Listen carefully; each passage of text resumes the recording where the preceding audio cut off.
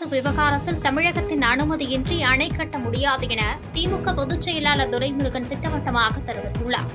வேலூர் மாவட்டம் காட்பாடியில் செய்தியாளர்களை சந்தித்த திமுக பொதுச் செயலாளரும் முன்னாள் நீர்வளத்துறை அமைச்சருமான துரைமுருகன், மேகதாது அணை விவகாரத்தில் கர்நாடகம் தனி நாடு அல்ல என்றும், மத்திய அரசு மற்றும் உச்சநீதிமன்ற ஒப்புதல்களை தாண்டி இறுதி பரிந்துரை வந்தாலும் தமிழக அரசு நோ சொன்னால் அணை கட்ட முடியாது என திட்டவட்டமாக கூறினார். மேலும் 50 ஆண்டுகாலம் தன்னை வளர்த்த காட்பாடி தொகுதியை தனது பெற்ற பிள்ளையை போன்று நேசிப்பதாக உருக்கமாக தெரிவித்த துரைமுருகன், தான் பதவியில் இருந்தாலும் இல்லாவிட்டாலும் தொகுதிக்கு தொடர்ந்து சேவை செய்வேன் என தெரிவித்தார். நான் என்னை தொகுதி காட்பாடி தொகுதி பொறுத்தவரையில் இந்த முறை அவர்கள் ஒரு பிரளயம் ஏற்பட்டதை போல ஒரு புயல் அடித்தது எப்படியோ வெஸ்டோசிசமான மாதிரி நடந்து கொண்டு விட்டது. அதுக்காக நாளைக்கு தேர்தல் வச்சாலும் நாங்கள் 25,000 ஜெயிப்போம் இல்லைன்னு சொல்லி இப்போ மக்கள் மத்தியில் இருக்குது. அவர்கள் என்னை இந்த முறை தேர்ந்தெடுத்தார்களா இல்லையா என்பது அல்ல காரணம். 50 ஆண்டு காலம், சற்று 50 ஆண்டு காலம் என்னை சாதாரண துரைமுருகனை ஊரறி உலகரை செய்த தொகுதி இது. எனவே இந்த மண்ணுக்கு நான் இறுதி வரையில் நன்றி உள்ளவனாக இருப்பேன். இந்த மண்ணு நான் பதவியில் இருந்தாலும் இல்லாவிட்டாலும் என்னால் என்ன முடியுமோ அதை என் தொகுதிக்கு செய்வேன். என் தொகுதியை நான் அவ்வளவு மக்கள் பெற்ற பிள்ளையை போல் நேசிக்கக்கூடியவன் நான். மின்சாரத்துறையில் ஊழல்கள் ஒழிக்கப்படும் என்றும் விரைவில் 15,000 பேருக்கு புதிய வேலை வாய்ப்புகள் வழங்கப்படும் என அமைச்சர் சிடிஆர் நிர்மல்குமார் உறுதியளித்துள்ளார். மதுரை அவனியாபுரத்தில் கபடி போட்டியை தொடங்கி வைத்த பின்பு செய்தியாளர்களிடம் பேசிய மின்சாரம் மற்றும் சட்டத்துறை அமைச்சர் சிடிஆர் நிர்மல்குமார், முந்தைய ஆட்சியில் சோலார் மின் உற்பத்திக்கான விண்ணப்பங்களில் இடைத்தரகர்கள் மூலம் நடந்த கோடிக்கணக்கான முறைகேடுகள் தற்போதைய அரசால் ஒழிக்கப்பட்டு அடுத்த 10 நாட்களில் வெளிப்படையான புதிய போர்ட்டல் அறிமுகம் செய்யப்பட உள்ளதாக கூறினார்.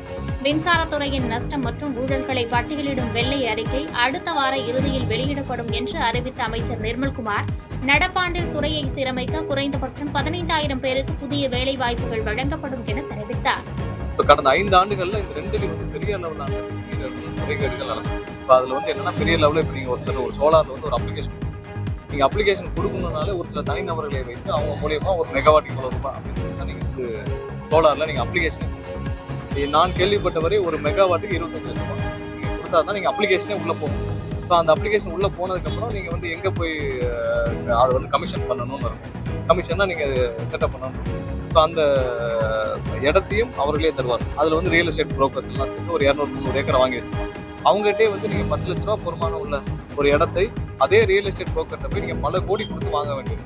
வாங்கிட்டு அங்கேயே பூல்டு சப்ஸ்டேஷன் சொல்லி இவர்களே வாங்கி வச்சிருக்காங்க. எப்படின்னா இப்போ நீங்க ஒரு தனிநபரா இருக்கீங்க, உங்களுக்கு ஒரு பூல்டு சப்ஸ்டேஷன் நீங்க வாங்கிட்டு உங்களுக்கு கீழே பலர் அது மூலமா கனெக்ட் பண்ற மாதிரியான வசதிகளை வாங்கிட்டு தமிழ்நாட்டில் 250க்கும் மேற்பட்ட பூல்டு சப்ஸ்டேஷன் உருவாக்குறாங்க. இப்போ இதன் மூலமா தனிநபர்கள் நிறைய அவங்களுடைய அக்ரிகேட்டர்ஸ் மாதிரி. கோயில் நகைகள் மற்றும் சொத்துக்கள் குறித்து இந்து சமய அறநிலையத்துறை வெள்ளை அறிக்கை வெளியிட வேண்டும் என இந்து முன்னணி அமைப்பின் மாநில தலைவர் காடீஸ்வரா சுப்பிரமணியம் வலியுறுத்தியுள்ளார். நெல்லையில் நடைபெற்ற இந்து முன்னணி மாநில செயற்குழு கூட்டத்திற்கு பிறகு செய்தியாளர்களை சந்தித்த காடீஸ்வரா சுப்பிரமணியம், கோயில்களின் வருமானத்தை கோயில்களுக்கே செலவிட வேண்டும் என்ற நீதிமன்ற உத்தரவை அரசு செயல்படுத்த வேண்டும் என்றும், கோயில்களில் உள்ள தங்க நகைகள் மற்றும் ஆபரணங்களின் நிலை குறித்து அறநிலையத்துறை வெள்ளை அறிக்கை வெளியிட வேண்டும் என வலியுறுத்தினார். திருப்பரங்குன்றம் மலையில் தீபம் ஏற்றும் விவகாரத்தில் வரும் 22ஆம் தேதி நீதிமன்றத்தில் அரசு சாதகமான நிலையை தெரிவிக்க வேண்டும் என கேட்டுக்கொண்ட காடீஸ்வரா சுப்பிரமணியம், தமிழகத்தில் மதமாற்ற தடை சட்டம் கொண்டுவரப்பட வேண்டும் என வலியுறுத்தினார். இந்த ஆய்வு செய்யறாங்க, ஏற்கனவே இந்த தங்கத்தை உருக்கி இருக்காங்க. அந்த தங்கத்துல இந்த வைரம், முத்து இது மாதிரியானதெல்லாம் என்ன ஆச்சு நமக்கு தெரிய மாட்டேங்குது. இந்த அரசாங்கம் அதை கண்டுபிடிக்கணும் அப்படிங்கிறது நாம் தொடர்ந்து சொல்றோம். வெள்ளை அறிக்கை விட வேண்டும். இதை இந்த அறநிலையத்துறை உடனடியாக ஆய்வு செஞ்சு ஒரு நல்ல தீர்ப்பு வழங்கணும். ஏன்னா வர்றவங்களுக்கு இந்த கோயிலான ஊழல் நடக்கக்கூடாதுங்கிற எண்ணத்தை உருவாக்கணும். பல்வேறு வகையில இந்த ஊழல் நடக்குது. அதனால அதை கண்டிக்கணும் அப்படிங்கிறது இந்துவனுடைய இந்த தீர்மானம். ஏற்கனவே நாம கோர்ட்டு சொல்லி இருக்குது. பல ஆண்டுகளாக கிட்டத்தட்ட இந்து முனி 40 வருஷத்துக்கு மேல போராடி மேல திருப்பரங்குன்றத்தில் தீபம் ஏற்ற வேண்டும், தெய்வத்தோடு தீபம் ஏற்றணும்னு சொல்லியிருக்கோம். சட்ட ரீதியாக கூட நம்ம அணுகி நீதிமன்றம் சொல்லி இருக்குது, தீபம் ஏற்றணும் அப்படி சொல்லி இருக்குது. கிருஷ்ணகிரி கிருஷ்ணகிரி மாவட்ட கல்குவாரிகளை முறையாக ஆய்வு செய்தால் அரசுக்கு ரூபாய் 10,000 கோடி வருவாய் கிடைக்கும் என முன்னாள் MP செல்வகுமார் தெரிவித்துள்ளார். கிருஷ்ணகிரியில் செய்தியாளர்களை சந்தித்த காங்கிரஸ் கட்சியின் மூத்த நிர்வாகியும் முன்னாள் கிருஷ்ணகிரி நாடாளுமன்ற உறுப்பினருமான டாக்டர் செல்வகுமார், கிருஷ்ணகிரி மாவட்டத்தில் செயல்பட்டு வரும் கல்குவாரிகள் மற்றும் கனிமவளத்துறையில் பல ஆண்டுகளாக நடைபெற்று வரும் விதிமீறல்கள் மற்றும் முறைகேடுகளை கண்டறிய நீதித்துறை கண்காணிப்பில் நவீன தொழில்நுட்ப உதவியுடன் விரிவான தணிக்கை நடத்தப்பட வேண்டும் என வலியுறுத்தினார். மாவட்டத்தில் உள்ள அனைத்து கல்குவாரிகளையும் முறையாக ஆய்வு செய்வதன் மூலம் அரசுக்கு ஏற்பட்டுள்ள மிகப்பெரிய வருவாய் இழப்புகள் வெளிச்சத்திற்கு வரும் என்றும் இதன் மூலம் அரசுக்கு சுமார் 10,000 கோடி ரூபாய் வரை கூடுதல் வருவாய் கிடைக்க வாய்ப்புள்ளதாக கூறினார். அவ்வாறு கிடைக்கும் பெருந்தொகையை கொண்டு கிருஷ்ணகிரி மாவட்டத்தின் கல்வி, சுகாதாரம், கட்டமைப்பு மற்றும் மக்கள் நலத்திட்டங்களை பெருமளவில் மேம்படுத்த முடியும் என தெரிவித்துள்ளார். முன்னேற்ற கழகத்துறை தலைவர் தளபதி அவர்கள் விழுப்புரத்தில் பொதுக்கூட்டத்தில் பேசுகிற போது கிருஷ்ணகிரி பாராளுமன்ற உறுப்பினர் அரசின் மீது வழக்கு தொடுத்திருக்கிறார், இந்த அளவிற்கு கொடுமையான ஆட்சி நடந்து கொண்டிருக்கிறது என்று எதிர்கட்சித் தலைவராக இருக்கிற போது சொன்னார். அவர் முதலமைச்சரான போது நான் அவரையே பலமுறை கேட்டுக்கொண்டேன். அதே வழக்குகள் தொடர்ந்து நிறுவனப்பட்டது.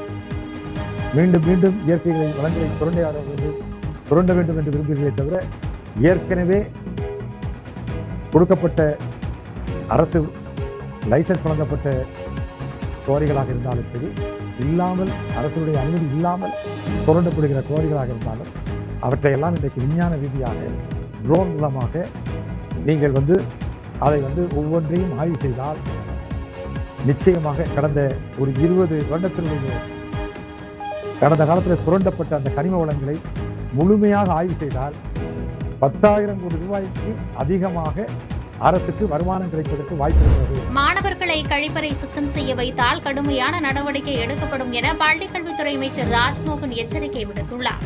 சென்னை ஆழ்வார்பேட்டை கவிக்கு மன்றத்தில் மாற்றுத்திறனாளி மாணவர்களுக்கான பட்டயச் சான்றிதழ் வழங்கும் விழாவில் பங்கேற்ற பின்பு செய்தியாளர்களிடம் பேசிய பள்ளிக்கல்வித்துறை அமைச்சர் ராஜ்மோகன், சென்னைக்கு வெளியே சில இடங்களில் மாணவர்களை கழிப்பறை சுத்தம் செய்ய வைப்பதாக வரும் புகார்கள் முற்றிலும் ஏற்றுக்கொள்ள முடியாதவை என்றும் இத்தகைய செயல்களில் ஈடுபடுவோர் மீது கடுமையான நடவடிக்கை எடுக்கப்படும் என எச்சரித்தார்.